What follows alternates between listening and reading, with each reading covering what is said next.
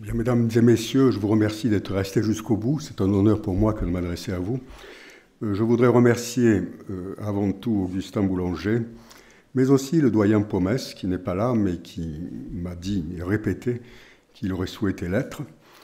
Et par conséquent, je vais faire comme s'il était là. Public préféré, si vous voulez, celui que j'aurai dans le cœur. J'ai choisi de vous traiter mon sujet, qui n'est pas un rapport de synthèse. Augustin m'a fait grâce de ce travail difficile, qui est de faire un rapport de synthèse sur 2 journées assez denses comme celles que nous avons eues. Et par conséquent, j'ai moi-même choisi un sujet qui, certes, va reprendre des aspects que nous avons approfondis ces 2 derniers jours, mais d'autres qui nous permettront de mettre ces aspects-là en perspective. Et en plus, alors, cerise sur le gâteau, vous allez voir, j'ai décidé exceptionnellement, parce que d'habitude je fais exactement le contraire depuis 40 ou 50 ans que j'enseigne, de lire mes notes. Je me suis dit que c'était le meilleur moyen, enfin je lirai aussi bien que possible, si vous voulez, je ne vais pas vous embêter, mais c'était le meilleur moyen de faire un peu comme vous, madame, d'aller vite, un peu plus vite que si on commence à exposer oralement ce qu'on a envie de dire, sans trop s'attacher à ces notes, parce que là, on n'évite pas les digressions, on perd du temps. Je suppose que vous en avez un peu assez, et donc, voilà, ce sera autant de gagner. Donc, la juste mort. Qu'est-ce que la mort? Un squelette avec Sappho, le capitaine d'un vaisseau fantôme fendant les flots tourmentés, un cadavre en putréfaction? Laissons à la jeune Thérèse de Lisieux le soin de répondre. 5 mois avant sa propre mort, déjà malade, elle avouait à sa sœur Agnès: « Ce n'est pas la mort qui viendra me chercher, c'est le bon Dieu. La mort, ce n'est pas un fantôme, un spectre horrible, comme on l'a représenté sur les images. Il est dit dans le catéchisme que la mort, c'est la séparation de l'âme et du corps. Ce n'est que cela. Même ramenée à cet élémentaire illémorphisme, la mort demeure malgré tout un mystère. Le corps est fait pour l'âme, et l'âme pour le corps, comme l'épouse pour l'époux. Comment pourrait-il songer à se séparer? Et lequel des deux pourrait avoir l'initiative de cette séparation? Le corps, mais il ne veut ni ne peut agir sans l'âme. L'âme, comment quitterait-elle de son plein gré ce corps alors qu'elle est née avec lui et pour lui? Cette définition de la mort ne s'applique vraiment qu'à l'espèce humaine. Dans l'ordre animal, comme dans l'ordre végétal, l'âme ne se sépare pas du corps. Elle s'éteint avec lui. Seule l'âme humaine, parce qu'elle est subsistante, peut vivre indépendamment de ce corps dont elle est la forme. Pourtant, même chez l'homme, l'âme ne possède pas la vertu suffisante pour garantir au corps sa propre immortalité. Le corps s'use, et l'âme, son principe vital, avec lui. Tôt ou tard, l'actualisation de ce qui est en puissance, pour parler comme Aristote, n'opère plus. Telle est la mort, destinée commune à tous les vivants. Tu fais retourner le mortel en poussière, et tu dis: retournez, fils d'Adam, car 1000 ans à tes yeux sont comme le jour d'hier, une fois passé, comme une veille dans la nuit. Tu les entraînes, ils n'étaient qu'un songe. Ils sont comme l'herbe qui pousse le matin. Le matin, elle fleurit et pousse. Le soir, elle se fane et se dessèche. Oui, sous ton emportement, tous nos jours disparaissent. Comme un soupir, nos années se consument, dit le livre des psaumes. Ainsi comprise, la mort n'est pas injuste. Conséquence inéluctable de notre nature corporelle, elle est, comme on dit, dans l'ordre des choses. La vie est mortelle, non pas bien que, mais parce qu'elle est la vie, selon sa constitution la plus originelle, car le rapport entre la matière et la forme, sur laquelle elle repose, a cette nature révocable, non garantie. Ce n'est pas saint Thomas qui dit cela, c'est le philosophe Hans Jonas, XXe siècle, comme vous le savez. Nul besoin, pour justifier la présence de la mort, de déceler en elle la marque d'un châtiment encouru in illo tempore, à la suite d'une transgression originelle. À l'enseignement de saint Paul, selon lequel, par le péché d'Adam, la mort est entrée dans le monde, la théologie classique apporte une importante précision. Certes, admet-elle, avec le livre de la Genèse, la mort est bien la conséquence de la désobéissance primordiale de nos premiers parents, mais elle n'a pas été instaurée en punition de leur péché. Il s'agissait d'un don gracieux de Dieu, un don préternaturel, comme disent les théologiens. En perdant par leur péché l'état de justice originelle, Adam et Ève sont simplement revenus à leur condition naturellement mortelle. Face à la mort, la révolte n'est donc pas de mise, pas plus que la résignation, cette révolte avortée. Il s'agit simplement de l'accepter comme ce qu'elle est, le jeu loyal de notre existence. Si tu rencontres la mort durant ton labeur, reçois-la comme la nuque en sueur trouve bon le mouchoir aride, en t'inclinant. Conseillait à juste titre le poète et résistant et athée René Char. Il en va à plus forte raison pour l'homme de foi, qui sait discerner derrière chaque événement la main aimante de son Dieu.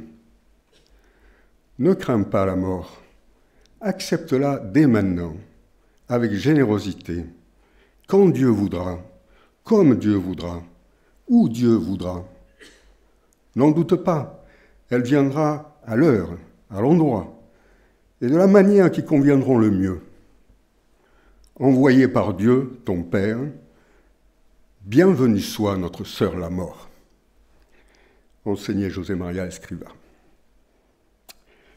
Ce respect religieux, ou quasi-religieux, celui de René Char, pour la mort, la mienne et celle des autres, s'étend, on le voit, à toutes les circonstances qui l'entourent, hic et nunc, ici et maintenant, les temps, les lieux, les personnes qui s'y trouvent impliquées, les souffrances physiques et morales qu'elles supposent.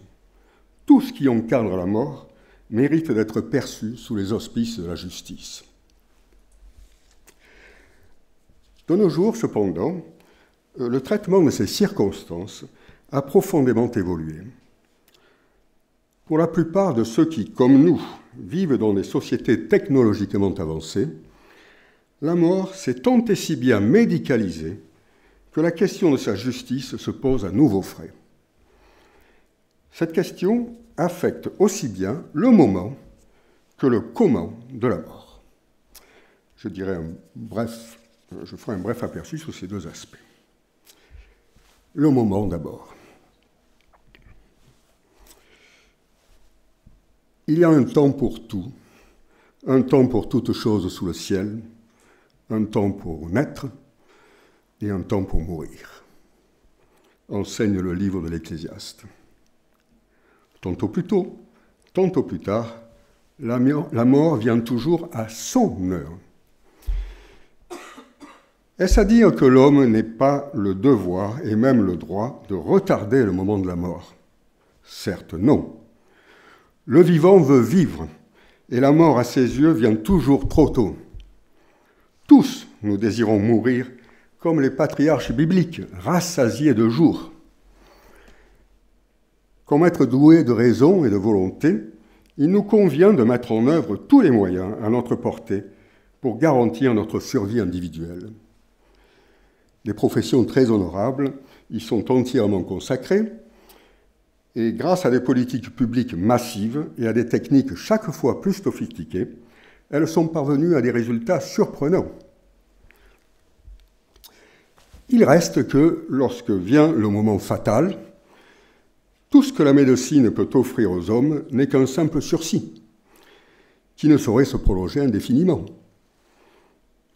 Quand, selon les expressions consacrées par le Code de la santé publique, les traitements mis en place apparaissent inutiles, disproportionnés, ou n'ont d'autre effet que le seul maintien artificiel de la vie, il est juste qu'ils prennent fin, soit à la demande du patient ou de ses proches, soit même sur décision médicale. En phase terminale, l'être humain a le devoir moral de l'acceptation de la mort et de la poursuite ultime de son cours. Il a aussi, corrélativement, le droit de mourir en paix. Si, dans une certaine mesure, le moment de la mort peut être légitimement retardé, c'est une toute autre affaire lorsqu'il est question de l'avancer. La mort provoquée par l'homme, avant l'heure, a toujours quelque chose d'artificiel et de choquant. L'évolution des idées sur la légitimité de la peine de mort illustre bien cette question. Au rebours des conceptions traditionnelles en ces matières, il est volontiers admis aujourd'hui que la mort ne peut être infligée à quiconque, serait-ce le pire des criminels. Certains invoquent à cet effet la dignité inhérente à tout être humain, d'autres le caractère sacré de la vie humaine, dont Dieu est en dernière analyse le véritable juge et le garant. Pourtant, ce mouvement d'absolutisation de la vie humaine est loin d'être linéaire. Pour diverses raisons, la mort prématurée d'un être humain est souvent jugée préférable par nos lois. Cette anticipation volontaire du moment du décès s'opère parfois de façon discrète. Pour pouvoir procéder à des prélèvements d'organes sur des corps encore vivants, les médecins se sont ainsi efforcés d'avancer le plus possible l'heure officielle de la mort. Depuis la fin des années 1960, l'arrêt cardiaque définitif a cessé d'être pour eux une définition adéquate de la mort. L'arrêt des fonctions cérébrales, ou coma dépassé, l'a remplacé avantageusement. Les pouvoirs publics se sont inclinés. Mais quelle que soit la légitimité des motifs qui l'inspirent, permettre le transfert d'organes au profit d'un vivant, surtout, le procédé est hautement discutable.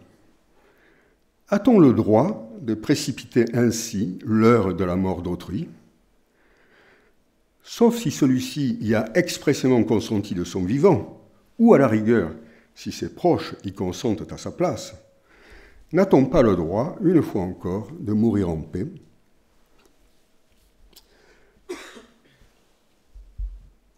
Du moins, nous trouvons-nous ici à l'intérieur d'un processus de mort naturelle déjà entamé. Il en va tout autrement lorsqu'il s'agit de précipiter la mort d'un être humain innocent et bien armé pour vivre. En pareil cas, la mort infligée à autrui est un crime, quelle que soit la générosité ou l'utilité des mobiles que l'on allègue, ses souffrances réelles ou supposées, son handicap, etc. Le droit français n'en disconvient normalement pas. Néanmoins, à l'instar de beaucoup d'autres législations des pays dits développés, il admet la pleine légalité de l'interruption de grossesse. Pratiquée avant la fin de la 14e semaine de grossesse, l'interruption ne se recommande plus aujourd'hui que du seul bon vouloir de la mère. Lorsqu'elle intervient pour motif médical, c'est le risque et non la certitude, pour la santé et non la vie de la mère qui la justifie. Ainsi, la liberté ou la santé des uns est jugée préférable à la vie des autres. Ce renversement d'une hiérarchie objective des biens apparaît avec encore plus d'éclat lorsque l'interruption de grossesse a lieu, comme la loi l'y autorise, quand, je cite, « il existe une forte probabilité que l'enfant à naître soit atteint d'une infection d'une particulière gravité, reconnue comme incurable au moment du diagnostic. » Paradoxalement, c'est ici le souci de préserver la santé physique ou psychique de l'enfant à naître qui justifie la pure et simple suppression de ce même enfant. Face à la maladie incurable et aux souffrances qu'elle génère ou risque de générer, la vie marque le pas. Voilà pour le moment, reste le comment. Le comment. La mort est indissociable de la souffrance. Souffrance physique, même si l'on meurt sur le coup, comme on dit, ça fait mal. La souffrance peut être parfois si terrible, la souffrance physique, peut être parfois si terrible qu'elle précipite la mort. Souffrance morale aussi, en raison de sa spiritualité et partant de son immortalité, l'âme humaine est ainsi faite qu'elle se voit littéralement mourir dans ses dimensions végétatives et sensitives, les dimensions inférieures. Telle est l'agonie, ce déchirement de l'âme. Confronté à cet état de choses, le réflexe naturel de tout un chacun est de recourir à ce que l'on nomme les soins palliatifs. Soulager autant que possible les douleurs physiques et les autres symptômes, prendre en compte la souffrance psychique, sociale et spirituelle de la personne atteinte d'une maladie grave, évolutive ou terminale, n'est-ce pas la moindre des manifestations de solidarité humaine de mise en pareilles circonstances? La technique médicale se met ici au service de la personne et de sa mort. Pour y parvenir, il est capital de permettre au patient de vivre sa mort.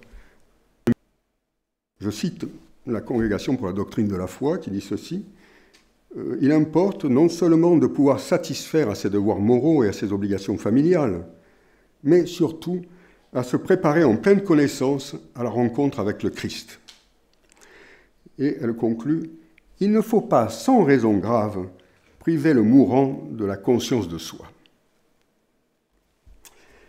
Il s'agit, selon la belle formule de Hans Jonas, encore lui, de ne pas refuser à un autre mortel le privilège de bâtir une relation avec la fin qui approche, de se l'approprier à sa manière à lui.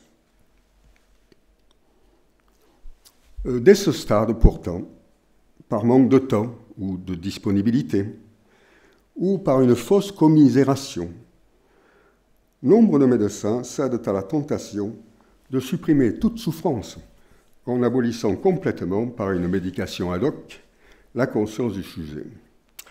La juste dose qui permettrait au patient de voir ses souffrances allégées pour mieux vivre sa mort n'est plus respectée.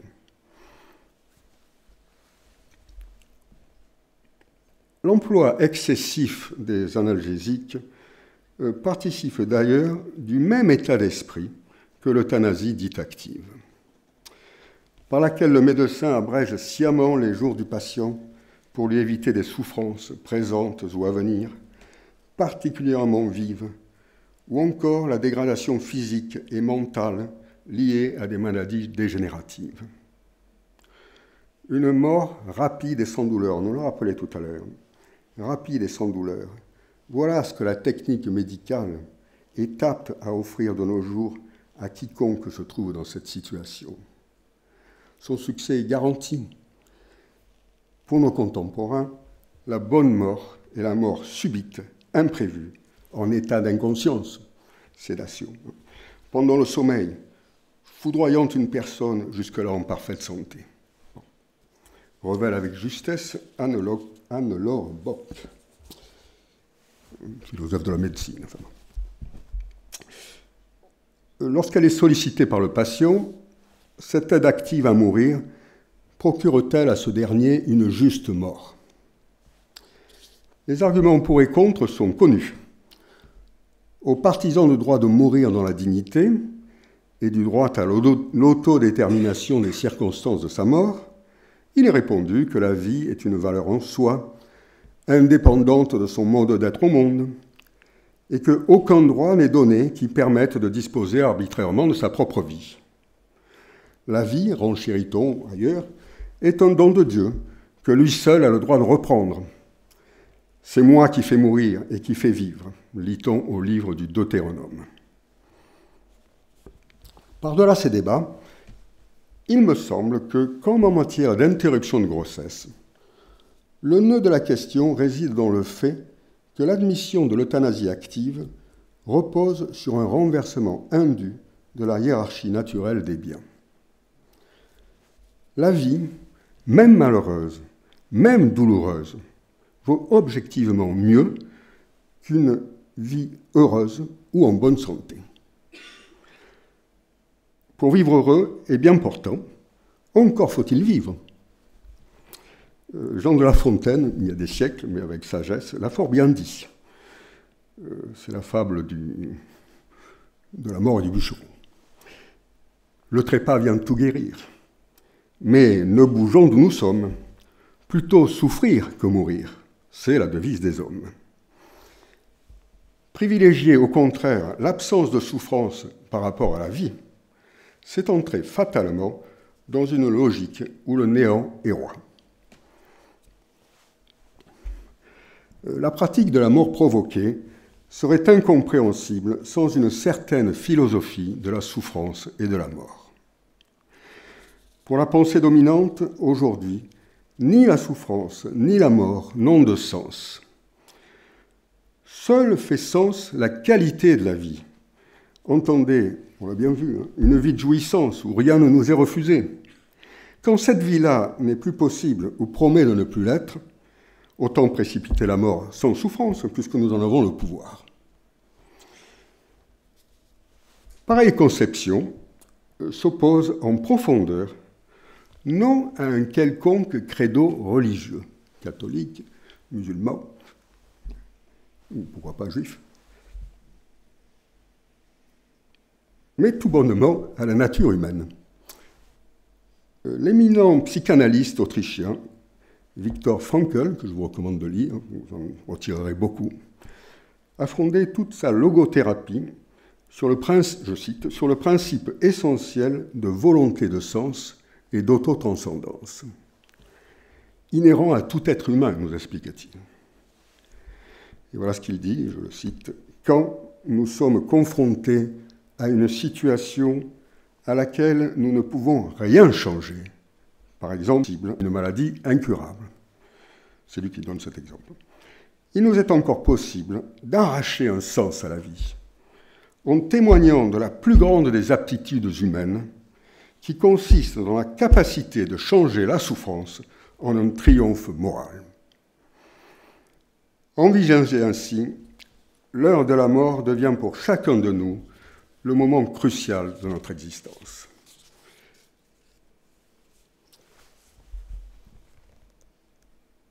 Chacun d'entre nous peut légitimement souhaiter mourir à son heure, ni trop tôt, ni par une mort indûment retardée, ni trop tard par une mort indûment retardée, ni trop tôt par une mort indûment avancée.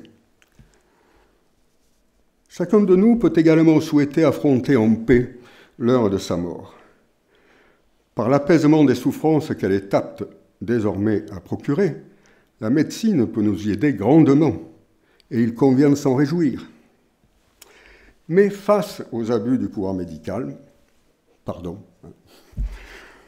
il nous faut aussi demeurer vigilants, je parle en citoyen, en juriste si vous voulez, et inciter nos proches à l'être à notre place, en tant que de besoin.